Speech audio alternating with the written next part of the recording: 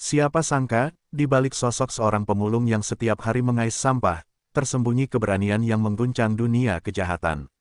Darman, seorang lelaki tua yang dianggap remeh, justru menjadi duri dalam daging bagi para bandar narkoba. Dengan nyawanya di ujung tanduk, ia berani menghadapi para kriminal yang tak tersentuh hukum.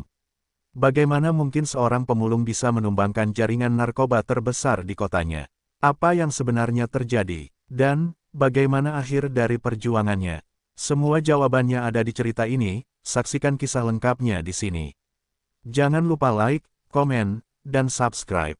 Darman, seorang pria berusia lebih dari 50 tahun, hidup sebagai pemulung di sudut kota yang keras.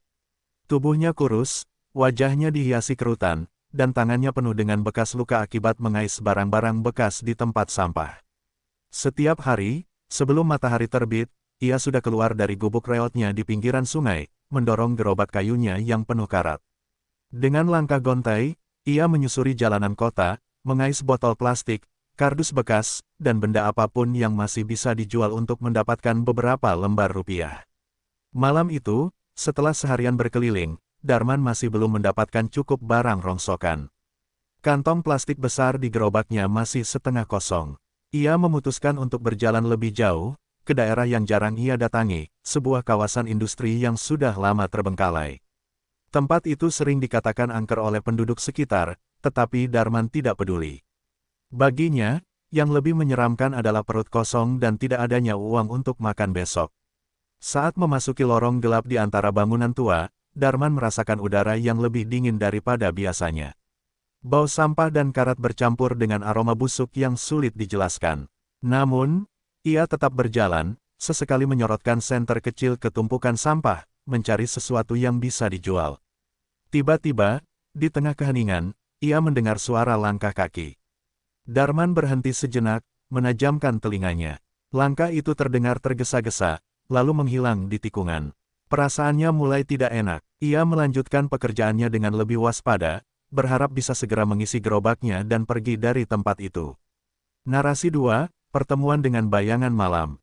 Darman baru saja membungkuk untuk mengambil sebuah kaleng aluminium ketika suara samar kembali terdengar. Kali ini lebih jelas, seperti bisikan orang-orang yang berbicara pelan. Ia menoleh ke arah sumber suara, dan matanya menangkap bayangan beberapa pria berdiri di dekat sebuah gudang tua. Mereka tampak berbicara serius, sesekali melirik ke sekeliling dengan gelagat mencurigakan. Salah satu dari mereka membawa tas besar berwarna hitam, sementara yang lain membuka kotak kecil dan menunjukkan sesuatu yang tampak seperti bungkusan serbuk putih. Darman langsung menyadari apa yang sedang terjadi. Ini bukan pertemuan biasa, mereka sedang melakukan transaksi narkoba. Jantung Darman berdegup lebih kencang. Ia tahu tempat ini sering digunakan oleh orang-orang berbahaya, tetapi ini pertama kalinya ia melihatnya langsung. Tubuhnya ingin berbalik dan pergi, tetapi kakinya terasa berat. Naluri ingin tahunya mendorongnya untuk tetap diam dan mengamati lebih lanjut.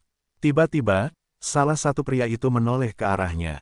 Darman buru-buru menunduk, berpura-pura sibuk dengan tumpukan sampah. Ia berharap mereka menganggapnya hanya seorang pemulung tua yang tidak tahu apa-apa. Namun, detik berikutnya, pria itu berbicara sesuatu kepada temannya, dan dalam hitungan detik, mereka semua menatap ke arahnya.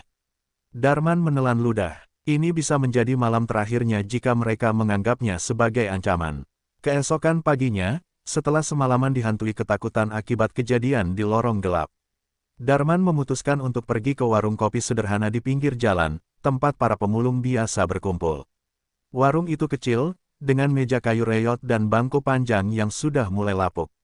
Namun, bagi Darman dan kawan-kawan seprofesinya, tempat ini adalah satu-satunya tempat mereka bisa beristirahat sejenak, menghangatkan tubuh dengan secangkir kopi murah, dan berbincang tentang kehidupan yang keras di jalanan. Saat Darman duduk di bangku pojok, ia mendengar obrolan para pemulung lain tentang seseorang bernama Bram. Nama itu terasa tidak asing di telinganya. Salah satu pemulung tua yang duduk di sampingnya berkata dengan suara pelan, seolah takut didengar orang lain, bahwa Bram adalah gembong narkoba yang menguasai wilayah ini. Dia itu orang berbahaya, kata pemulung tua itu.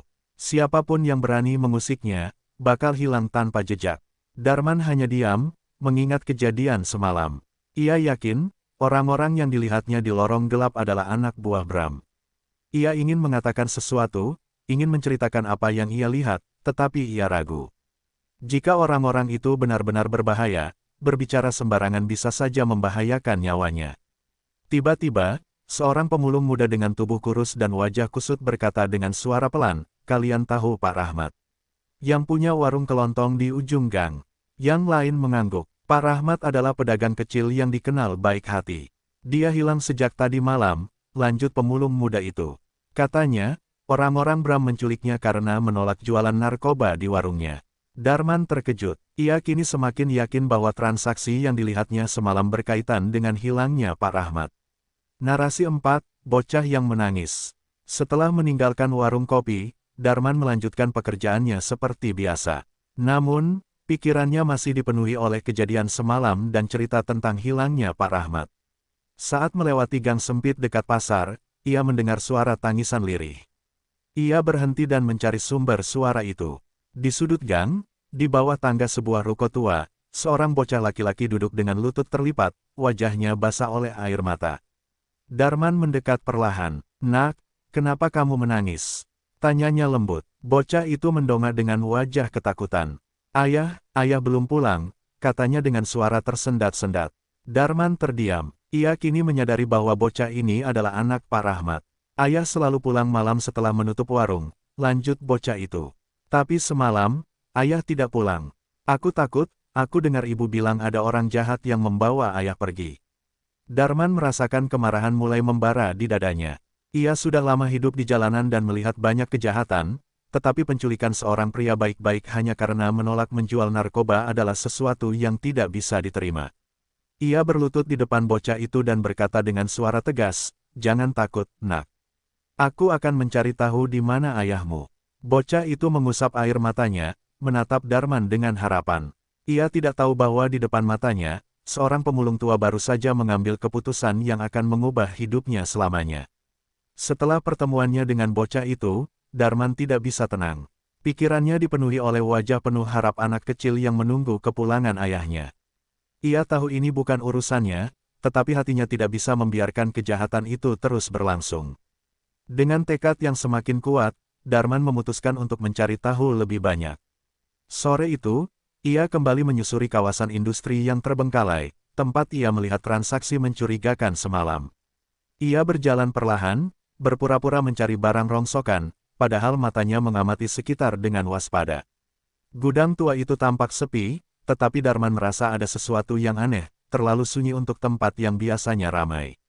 Dengan suara hewan liar atau angin yang menerpa besi-besi tua, ia melangkah lebih dekat, menyandarkan tubuhnya ke dinding gudang yang sudah lapuk.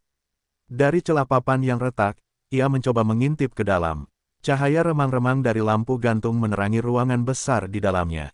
Beberapa pria bertubuh besar sedang duduk melingkar, berbicara dengan nada serius. Di sudut ruangan, Darman melihat sesuatu yang membuat jantungnya berdegup lebih kencang, seorang pria yang tangannya terikat ke belakang, duduk di lantai dengan wajah lebam. "Pak Rahmat." Darman menahan napas. Ia tidak bisa mendengar apa yang mereka bicarakan, tetapi dari ekspresi wajah mereka, ia tahu situasinya buruk. Ia harus segera bertindak sebelum terlambat. Namun, ia sadar bahwa dirinya hanyalah seorang pemulung tua. Apa yang bisa ia lakukan melawan orang-orang bersenjata itu? Tiba-tiba, salah satu pria di dalam gudang menoleh ke arah pintu belakang dan berjalan keluar. Darman buru-buru berjongkok, bersembunyi di balik tumpukan besi tua. Ia harus pergi sebelum mereka menyadari keberadaannya. Narasi 6, Malam yang Mencekam. Malam itu, Darman tidak bisa tidur. Ia duduk di gubuk kecilnya, memikirkan langkah selanjutnya. Ia tahu jika ia gegabah, nyawanya bisa melayang. Namun, jika ia tidak melakukan apapun, Pak Rahmat mungkin tidak akan pernah kembali ke keluarganya. Ia memutuskan untuk kembali ke gudang. Dengan langkah hati-hati, ia menyelinap melalui lorong-lorong gelap, memastikan tidak ada yang mengikutinya. Angin malam bertiup dingin, membuat tubuh tuanya menggigil. Namun, tekadnya lebih kuat daripada rasa takutnya. Saat ia tiba di dekat gudang, ia melihat ada lebih banyak orang dibandingkan sebelumnya. Kali ini, mereka tampak lebih waspada. Beberapa pria berdiri di luar dengan senjata terselip di pinggang mereka. Darman merayap ke belakang gudang, mencari celah untuk mengintip ke dalam. Dari sudut yang lebih aman, ia melihat bahwa Pak Rahmat masih di tempat yang sama, tetapi kini dengan kondisi yang lebih parah.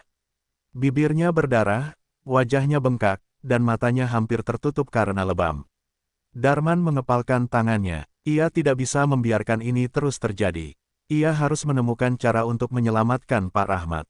Namun, sebelum ia bisa berpikir lebih jauh, sesuatu terjadi.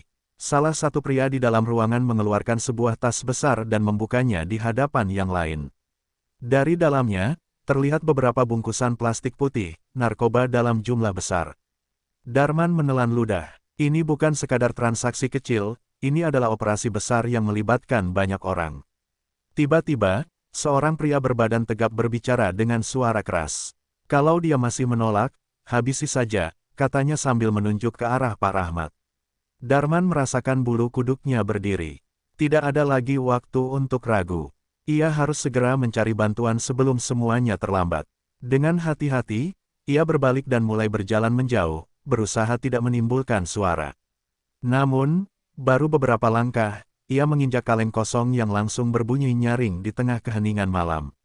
Seketika, suara di dalam gudang terhenti. Lalu terdengar suara seseorang berteriak, "Siapa di luar sana?" Darman menahan napas. Jantungnya berdegup kencang. Kini, ia tahu bahwa dirinya dalam bahaya. Darman tahu ia harus segera kabur. Tanpa pikir panjang, ia berlari secepat mungkin, meninggalkan area gudang tua itu. Napasnya tersengal, dadanya terasa sesak, tetapi ia tidak berani berhenti. Di belakangnya, terdengar suara langkah kaki yang berat dan tergesa-gesa. Orang-orang Bram sedang mengejarnya. "Hei, siapa kau? Berhenti atau mati!" teriak salah satu dari mereka. Darman tidak peduli. Ia terus berlari, menerobos lorong sempit di antara bangunan kosong. Cahaya bulan yang redup menjadi satu-satunya penerangan, membantunya menghindari rintangan. Namun, tubuh tuanya tidak sekuat dulu. Kakinya mulai lemas, paru-parunya terasa terbakar, dan detak jantungnya berpacu begitu cepat. Tiba-tiba, suara letusan senjata terdengar di belakangnya. Dor, peluru itu mengenai dinding bata di sampingnya, membuat serpihan batu beterbangan. Darman menunduk, berusaha tetap dalam bayangan gelap agar tidak mudah terlihat. "Cepat cari dia, jangan biarkan dia kabur." Suara Bram terdengar marah. Darman melihat sebuah celah kecil di antara dua bangunan. Dengan sisa tenaga, ia merayap masuk ke dalamnya dan menahan napas. Beberapa detik kemudian, ia melihat dua pria berbadan besar berlari melewati tempat persembunyiannya. Kemana dia? Pasti lari ke arah gang pasar. "Cepat, kita ke sana." Setelah yakin keadaan cukup aman, Darman perlahan keluar dari persembunyiannya. Ia harus segera pergi ke tempat yang lebih aman dan mencari cara untuk melawan mereka. Narasi 8, meminta pertolongan. Darman tahu ia tidak bisa menghadapi para kriminal itu sendirian. Ia harus meminta bantuan. Satu-satunya orang yang ia pikir bisa menolongnya adalah Pak Husni, seorang mantan polisi yang kini bekerja sebagai tukang parkir di pasar. Meski sudah pensiun, Pak Husni masih memiliki banyak kenalan di kepolisian. Dengan langkah terlatih, Darman menuju pasar. Ia melihat Pak Husni duduk di bangku kayu dekat lapak buah, merokok sambil mengawasi kendaraan yang keluar masuk. "Pak Husni," Darman terengah-engah, keringat membasahi wajahnya. Pak Husni menoleh, kaget melihat kondisi Darman. "Darman, ada apa? Kau kelihatan seperti abis dikejar setan." "Bukan setan, Pak, tapi manusia yang lebih buruk dari setan," jawab Darman, masih berusaha mengatur napas. "Saya melihat Bram dan anak buahnya menculik Pak Rahmat. Mereka menyiksa dia di gudang tua dekat kawasan industri. Saya juga melihat mereka sedang bertransaksi narkoba dalam jumlah besar." Pak Husni langsung memasang wajah serius. Ia mengenal Bram, gembong narkoba yang selama ini sulit ditangkap karena selalu punya cara untuk lolos dari jeratan hukum. "Kau yakin dengan apa yang kau lihat?" tanya Pak Husni. "Demi Tuhan, Pak, saya melihatnya dengan mata kepala sendiri," tegas Darman.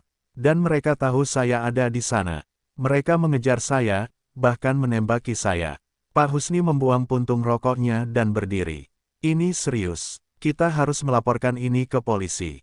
Jika kita punya cukup bukti, mereka tidak bisa lolos kali ini." Darman mengangguk. "Tapi kita harus cepat, Pak. Saya takut Pak Rahmat tidak akan bertahan lama." Pak Husni mengambil ponselnya dan menelepon seseorang. Sambil menunggu panggilan diangkat, ia menatap Darman dengan penuh kekaguman. "Kau mungkin hanya seorang pemulung, Darman," katanya, Tapi kau punya keberanian yang bahkan polisi pun kadang tidak punya. Darman hanya tersenyum tipis. Ia tidak peduli disebut pahlawan atau bukan. Yang ia inginkan hanya satu, menyelamatkan Pak Rahmat sebelum terlambat. Setelah menerima laporan dari Pak Husni, pihak kepolisian langsung bergerak cepat. Namun, mereka tahu bahwa menangkap Bram bukanlah perkara mudah.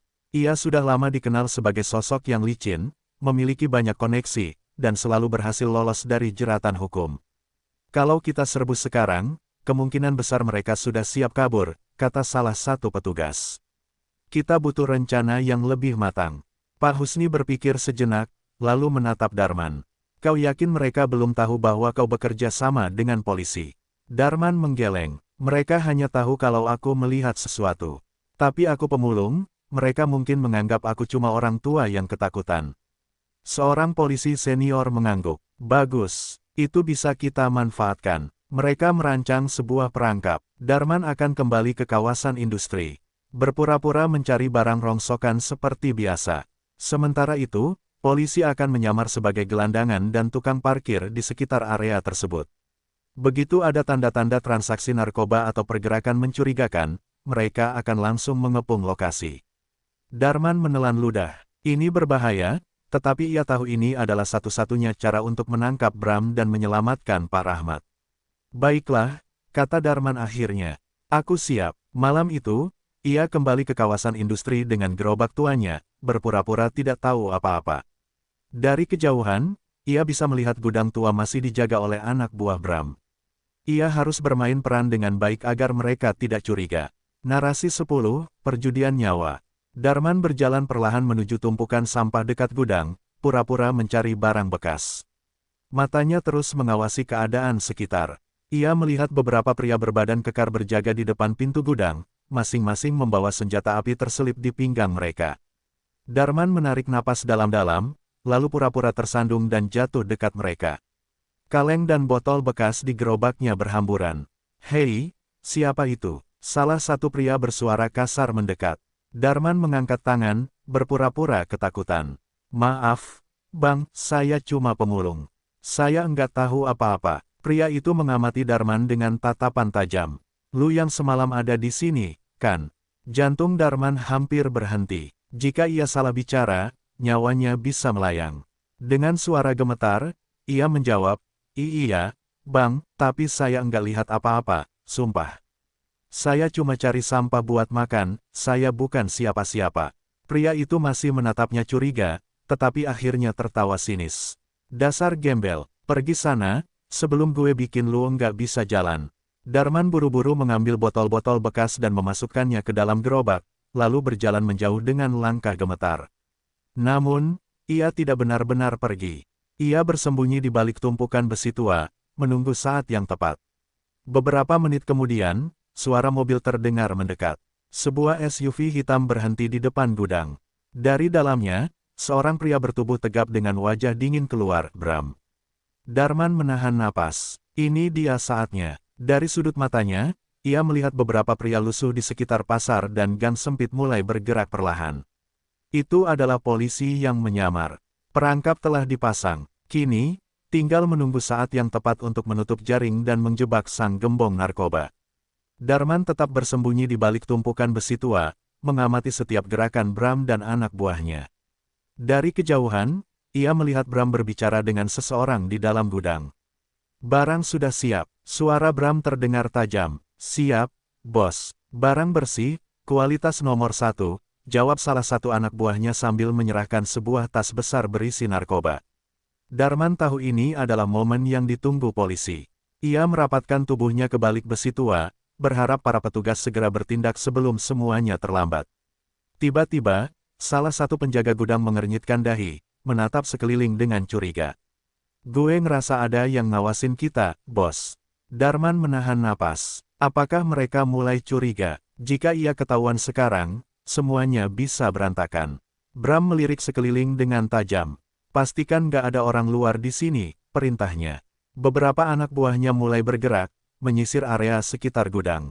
Darman merasa jantungnya berdetak lebih cepat. Jika mereka menemukannya, ia tidak akan punya kesempatan untuk melarikan diri.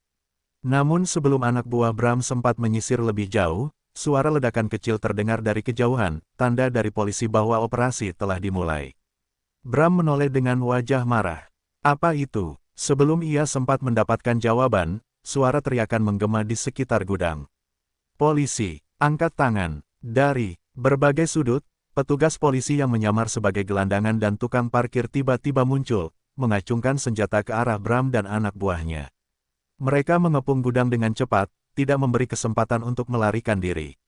Narasi 12, perlawanan sengit. Para anak buah Bram langsung bereaksi. Beberapa dari mereka mengeluarkan senjata dan mulai melepaskan tembakan ke arah polisi. Dor, suasana berubah menjadi kacau. Polisi berlindung di balik mobil dan tembok gudang, membalas tembakan dengan hati-hati. Darman, yang masih bersembunyi di balik tumpukan besi tua, merunduk ketakutan. Ia tidak pernah membayangkan dirinya akan terjebak di tengah baku tembak seperti ini. Bram berusaha kabur. Dengan sigap, ia berlari menuju SUV hitamnya, mencoba menyalakan mesin untuk melarikan diri. Namun, sebelum ia sempat melaju, sebuah tembakan tepat mengenai ban mobilnya, membuat kendaraan itu kehilangan kendali. "Jangan biarkan dia kabur," teriak salah satu petugas. Darman melihat Bram keluar dari mobil dengan ekspresi penuh amarah. Ia mengeluarkan pistol dari balik jaketnya dan mulai menembak secara membabi buta. Polisi terus mendesaknya, membuatnya semakin terpojok. Dalam situasi kacau itu, Darman melihat sesuatu yang membuat hatinya semakin panas, Pak Rahmat. Pria tua itu masih berada di dalam gudang, terikat di kursi dengan kondisi lemah. Seorang anak buah Bram mencoba menariknya keluar, mungkin berniat menjadikannya sandera. Darman tidak bisa tinggal diam. Dengan keberanian yang entah datang dari mana, ia meraih besi tua di dekatnya dan melemparkannya ke arah kepala pria itu. Bok, pria itu terhuyung, kehilangan keseimbangan.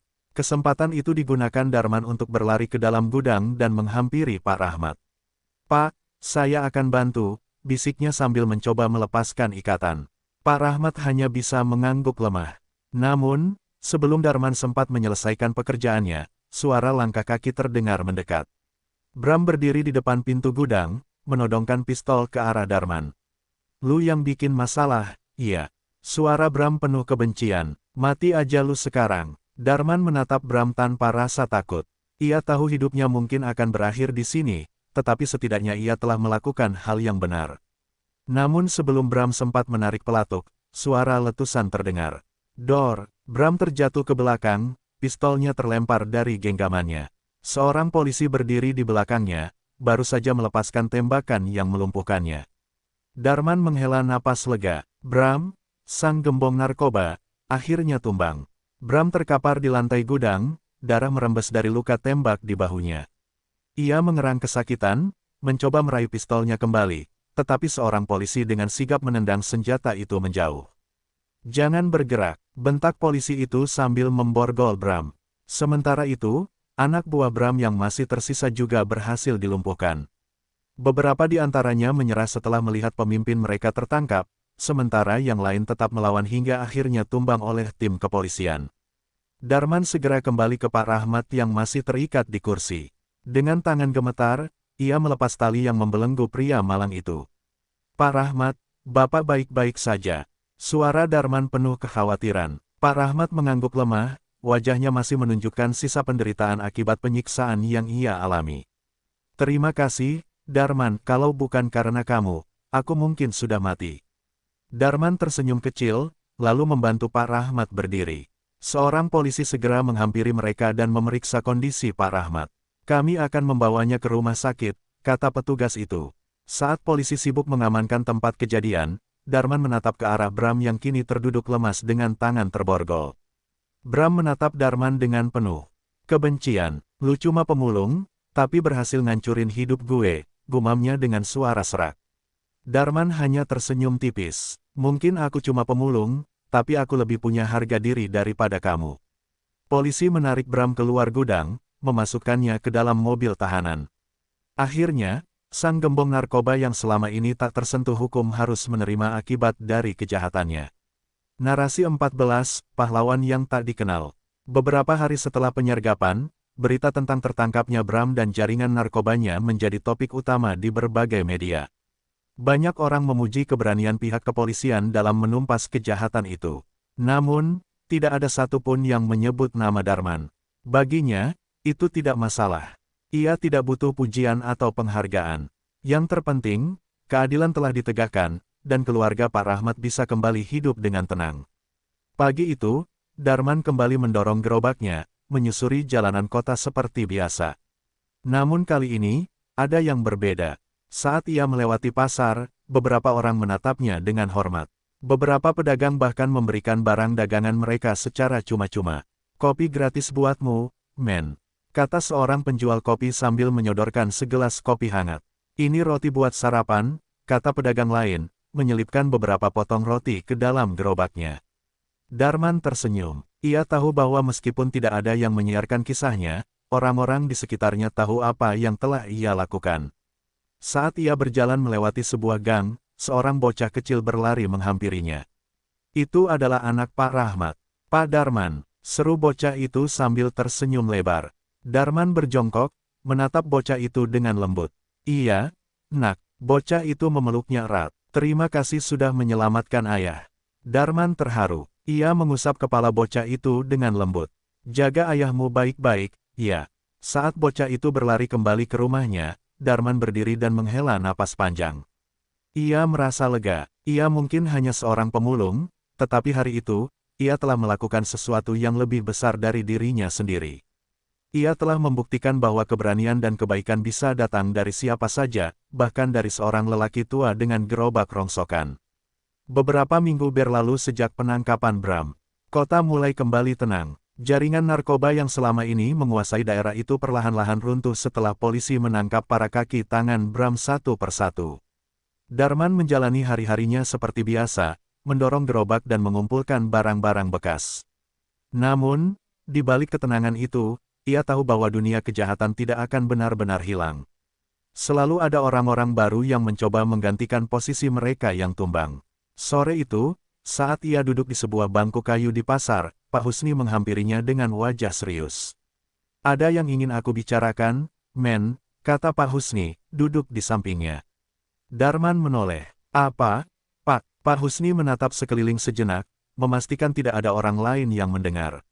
"Aku dengar kabar kalau ada kelompok lain yang mulai bergerak. Mereka ingin mengambil alih bisnis Bram yang kosong." Darman terdiam. Ia sudah menduganya. Dunia kejahatan memang tak pernah benar-benar sepi. "Apa kau tahu siapa mereka?" tanya Darman akhirnya. "Belum pasti," jawab Pak Husni. "Tapi mereka lebih kejam dari Bram. Mereka tidak segan membunuh siapa saja yang menghalangi jalan mereka." Darman menghela napas panjang. Ia berpikir bahwa semua ini sudah selesai, tetapi ternyata belum. Bahaya masih mengintai. Narasi 16, ancaman yang datang.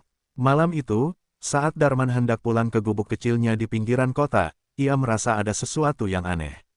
Sepanjang jalan, ia merasa diikuti. Langkahnya melambat, telinganya tajam mendengar suara langkah kaki di belakangnya.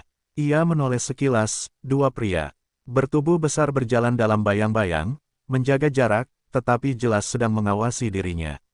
Darman berpura-pura tidak peduli dan terus berjalan.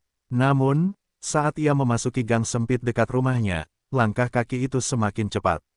Tiba-tiba, sebuah tangan kuat mencengkeram bahunya dari belakang. "Darman, kan?" Suara berat terdengar di telinganya. Darman menoleh. Dua pria itu kini berdiri di depannya. Salah satunya menatapnya dengan tajam, sementara yang lain tersenyum sinis. "Ada apa?" tanya Darman, berusaha tetap tenang. "Kami cuma mau kasih peringatan," kata pria itu sambil menepuk pundaknya dengan kasar. "Jangan ikut campur urusan yang bukan urusanmu." Darman tetap diam. Pria satunya mendekat, menatapnya dengan mata penuh ancaman. "Bram sudah selesai, tapi bisnis tetap harus jalan. Jangan coba-coba jadi pahlawan lagi, atau kau bakal berakhir lebih buruk dari dia." Darman menatap mereka tanpa rasa takut. "Kalau kalian pikir aku takut, kalian salah." Pria itu tertawa kecil. "Lihat saja nanti." Tanpa menunggu jawaban, mereka berdua pergi, meninggalkan Darman dalam kegelapan malam. Darman menghela napas. Ia tahu bahwa pertempuran ini belum selesai. Ada kekuatan yang lebih besar yang kini mengincarnya. Dan ia harus bersiap untuk menghadapi mereka. Setelah kejadian malam itu, Darman tidak bisa tidur nyenyak. Ia tahu bahwa dirinya kini berada dalam bahaya. Kelompok baru yang ingin mengambil alih bisnis narkoba Bram telah mengetahui keberadaannya, dan mereka tidak akan segan-segan menyingkirkannya jika dianggap sebagai ancaman. Pagi itu, ia menemui Pak Husni di pos ronda. Aku didatangi orang-orang mereka semalam, kata Darman, suaranya berat. Pak Husni mengernyit. Mereka mengancammu. Darman mengangguk. Mereka tidak ingin aku ikut campur. Tapi aku tahu mereka tidak akan berhenti di situ.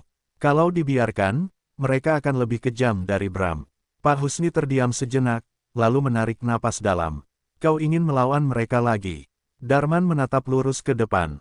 Kalau aku diam, mereka akan semakin berani. Bukan cuma aku yang dalam bahaya, tapi juga orang-orang di sekitar sini. Pak Husni mengangguk. Aku akan bicara dengan polisi lagi. Tapi kau harus hati-hati, men. Kali ini, lawanmu mungkin lebih berbahaya. Darman paham betul risiko yang ia ambil. Namun, ia tidak bisa berpura-pura tidak tahu. Kejahatan tidak akan berhenti jika tidak ada yang berani melawan. Narasi 18, musuh dalam bayangan. Beberapa hari berlalu dalam ketegangan. Darman tetap menjalani pekerjaannya sebagai pemulung, tetapi ia selalu merasa diawasi. Kadang-kadang, saat ia melewati gang atau pasar, ia melihat pria-pria asing menatapnya dari kejauhan. Suatu malam, saat ia baru kembali ke gubuknya, ia menemukan sesuatu yang membuat darahnya mendidih. Gubuknya telah diacak-acak. Barang-barangnya berantakan, kasurnya dibelah, dan ada tulisan besar di dinding. Jangan cari masalah. Darman mengepalkan tangan. Ini bukan sekadar ancaman. Mereka ingin menunjukkan bahwa mereka bisa masuk ke dalam hidupnya kapan saja. Namun, alih-alih ketakutan, Darman justru semakin yakin bahwa ia harus bertindak. Ia meninggalkan gubuknya malam itu juga, pergi ke tempat di mana ia tahu ada seseorang yang bisa membantunya, Pak Husni. Saat tiba di rumah Pak Husni, ia langsung berkata, kita harus bertindak sekarang. Sebelum mereka semakin berani, Pak Husni menatapnya tajam. Aku sudah bicara dengan polisi. Mereka sedang menyelidiki kelompok ini. Tapi kita butuh bukti lebih banyak. Darman mengangguk. Kalau begitu, aku akan mencarinya. Pak Husni menatapnya dengan khawatir. Itu berbahaya, men. Darman tersenyum tipis. Aku sudah berhadapan dengan Bram dan selamat. Aku tidak akan mundur sekarang. Malam itu, Darman memutuskan untuk memasuki sarang kelompok baru. Ia tahu ia sedang bertaruh dengan nyawanya. Namun, bagi Darman, ada hal yang lebih penting dari sekadar hidup keadilan. Darman mengendap-endap di sekitar sebuah gudang tua di pinggiran kota. Menurut informasi yang ia dapat dari Pak Husni, kelompok baru ini menggunakan tempat itu sebagai markas sementara. Ia harus menemukan bukti kuat agar polisi bisa bertindak. Dari celah jendela yang pecah, Darman mengintip ke dalam. Ia melihat beberapa pria bersenjata berbincang dengan seseorang yang tampak seperti pemimpin mereka. Berbeda dengan Bram, pria ini terlihat lebih rapi dan dingin. Matanya tajam, ekspresinya tenang, tetapi sorot matanya penuh ancaman. Kita harus pastikan bisnis ini tetap berjalan, kata pria itu dengan suara datar. Bram sudah jatuh, tapi kita tidak boleh lengah. Polisi pasti mengawasi. Darman merasakan desiran di tengkuknya. Ini membuktikan bahwa mereka lebih terorganisir daripada yang ia kira.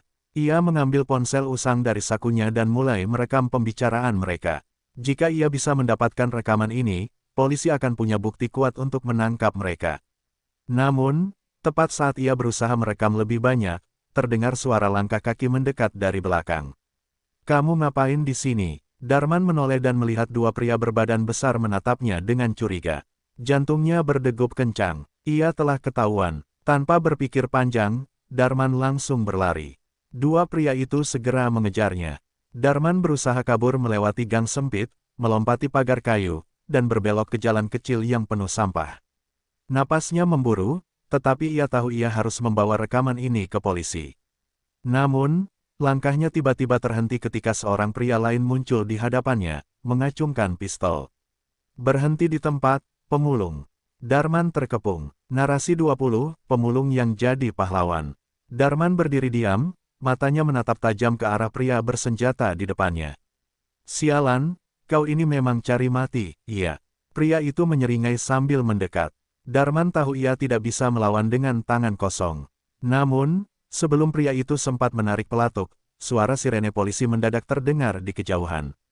Pria itu terkejut. Begitu pula dua anak buahnya yang mengejar Darman tadi.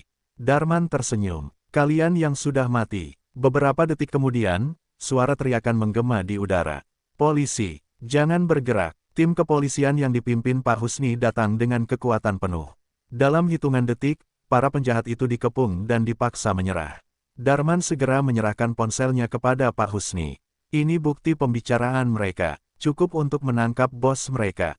Pak Husni tersenyum bangga, kau luar biasa, men. Beberapa jam kemudian, operasi besar dilakukan. Polisi menyerbu gudang yang sebelumnya dijadikan markas, menangkap pemimpin baru sindikat narkoba itu beserta anak buahnya. Berita tentang pengungkapan jaringan narkoba ini segera menyebar. Namun, nama Darman tetap tidak disebutkan. Baginya, itu tidak masalah. Ia bukan mencari ketenaran, ia hanya ingin memastikan bahwa kotanya tetap aman. Pagi itu, Darman kembali mendorong gerobaknya, seperti biasa. Namun, ada satu hal yang berbeda, orang-orang menatapnya dengan lebih hormat, meski mereka tidak tahu peran besarnya dalam membersihkan kota dari kejahatan. Seorang bocah kecil, anak Pak Rahmat, berlari menghampirinya lagi. Pak Darman, ayah bilang kau pahlawan. Seru bocah itu dengan mata berbinar. Darman tersenyum. Ia menepuk kepala bocah itu dan berkata, aku cuma pemulung, nak. Tapi di dalam hatinya, ia tahu bahwa ia telah melakukan sesuatu yang jauh lebih besar dari sekadar mengumpulkan barang rongsokan. Ia telah membuktikan bahwa bahkan seorang pemulung pun bisa menjadi pahlawan. Darman tidak pernah meminta pujian, tidak ada penghargaan, tidak ada berita yang menyebut namanya, tapi ia tahu, ia telah melakukan sesuatu yang benar. Dari seorang pemulung biasa, menjadi pahlawan yang tak dikenal. Ia membuktikan bahwa keberanian bisa datang dari siapa saja, bahkan dari seseorang yang dianggap tak berarti. Kebaikan tidak butuh pengakuan, selama masih ada orang yang merasakan manfaatnya. Terima kasih sudah menonton kisah ini. Jangan lupa like, comment, dan subscribe untuk cerita-cerita inspiratif lainnya. Sampai jumpa di kisah berikutnya.